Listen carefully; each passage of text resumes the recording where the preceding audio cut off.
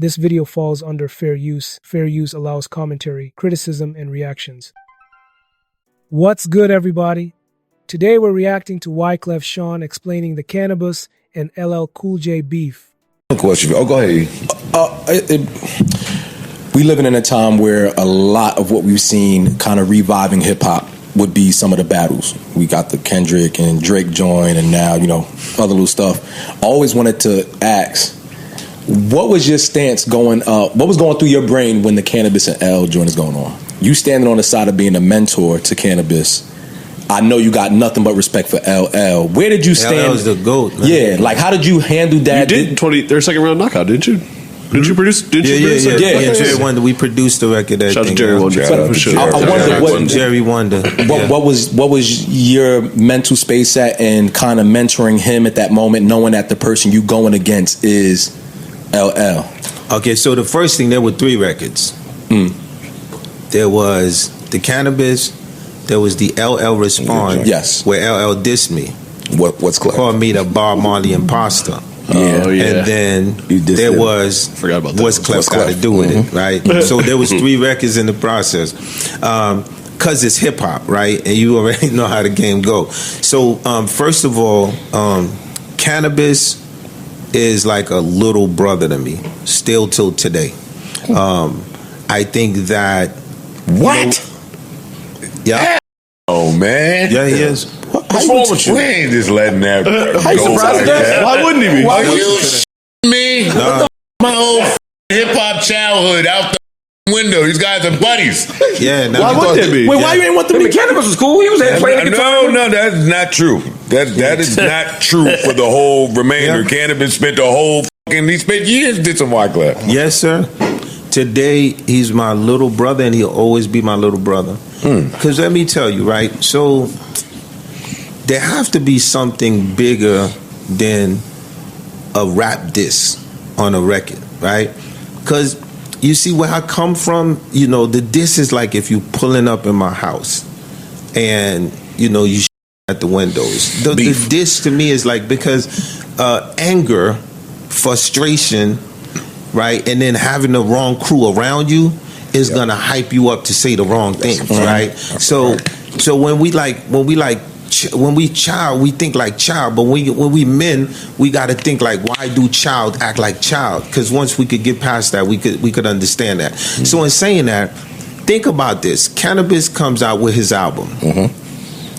I show full support in the process, but let's just run over it so y'all fully get the whole scope of it, right? So at the end of the day, if Canibus can have a conversation with Eminem today, I'm sure it'll be a different conversation, right? Because you're older, right? I would think that, right? But I remember I have pictures with Eminem. My whole dream was like for Canibus and Eminem to get together. Like for me, that was like, because those are like, as a producer, it's like being in the studio. I was like, man, if these guys could ever get together. In this process, right, that didn't happen, right? And again, it didn't happen, but I want y'all to look at it, right? We don't just become mature, man. We start off a certain way. If we could do things different, we would do them different. So I go ahead and I do Canibus's album. And I see still like online till today, like some people like, yo man, Clef done messed up Canibus's career. I don't think it was as bad as people said it was. I like that album a little bit. I did too, but people definitely said it. Yeah, they did. That was the narrative. Anyway. Yeah, at the time that was the talk. Yeah, so but remember the time that was the talk, because what happens is you go from second round knockout, the streets are expecting something, right? Because you are like you're the mad dog, you running it. So in this process, I bring Canibus to England. He'll tell you this. And in England, I'm doing a show. And this is the first time that Canibus is going to see this kind of a crowd. You see what I'm saying? And, boy, Clef, we love you. It's like Haitian Beatles vibe. You feel me?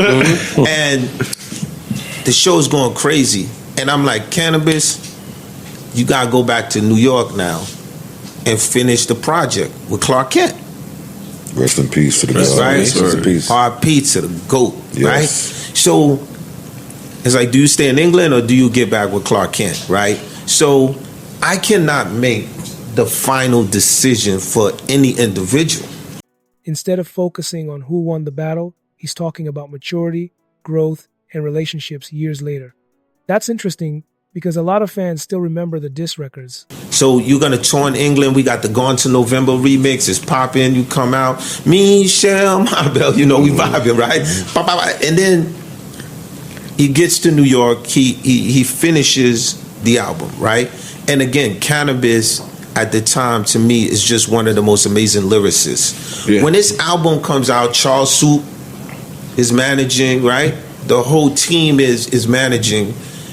The album comes out and it does not do what it needs to do at the time, right? Now, I play long haul games. I don't play short games. I play the full chessboard, right? But it's like, when you look back at that album now, as far as like the numbers that it did, it's a gold album. So at the end of the day, everybody that was talking and saying he's still sitting with a gold album. And in statistics, how many people have a chance to have a gold album at that age, right? So that means like you would be gearing up. That's what y'all think? Okay, we're gonna come with the next one. And I think the frustration of everything around him was like, all right, now I'm gonna get at Clef. Clef's the next one. In the process of that, him going to the military, after that, coming out, I reached out to Canibus. I was like, yo, bro, we got to get together because I'm mature. I'm more mature now. And in this process, because I got a love for the kid. I got a love for him. And where's he at today, right? When I said that Canibus is a little brother to me, Canibus, no. The reason why he's a little brother to me, because in this music industry, my friend, this is the most vicious industry that you could think about, right? And it's like, I know people that committed suicide. I know dope heads. I know people that are fighting the demon and all of that. And some people, all it takes is just one conversation to know that, yo, you good? I'm good. Do you want to have that conversation? Because I'm a strong believer of karma. So at the end of the day, that's where I'm at with Canibus. I think he's amazing. I'm the one like on the phone pushing him. I'm like, yo, I miss you, dog, right? Even with the Clef notes, I was like, yo, I got some stuff. Do you know what I mean? You want to do a remix? Because I feel like he could. Canibus was the first dude telling me about AI, man. Like before anybody, Canibus, I watched build a freaking website. The first rapper to build, like, when I tell you this kid, like a hip hop website, has always been a genius. And when I speak to him, I says, yo, people need to pay you for your brain now, not for just for your rhyming, because we're in a new world and you're more important now than you was back then.